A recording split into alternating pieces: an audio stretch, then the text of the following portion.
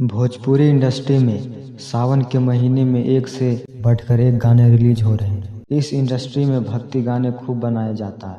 भक्ति गानों को पसंद भी किया जाता है।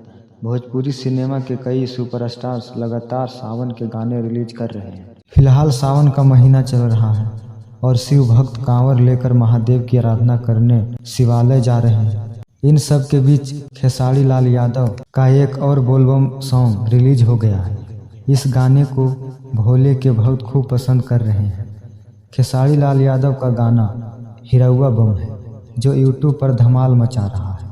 इस गाने में भोजपुरी सुपरस्टार खेसारी लाल यादव भोलेनाथ की भक्ति में लीन नजर दिखाई देते हैं। भोजपुरी इंडस्ट्री के ट्रेंडिंग स्टार का ये रूप देखकर आप महादेव की भक्ति में लीन हो जाएंगे। इस सावन गीत को खेसारी लाल यादव ने शिल्पी राज के साथ मिलकर गाया है। इस गाने को यूट्यूब पर 27 जुलाई 2023 को अपलोड किया गया था। अब तक लाखों बार देखा जा चुका है।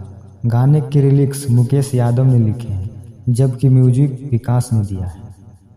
दोस्तों, आपको ये वीडियो अच्छा लगा तो चैनल को सब्सक्राइब कीजिए। धन्यवाद।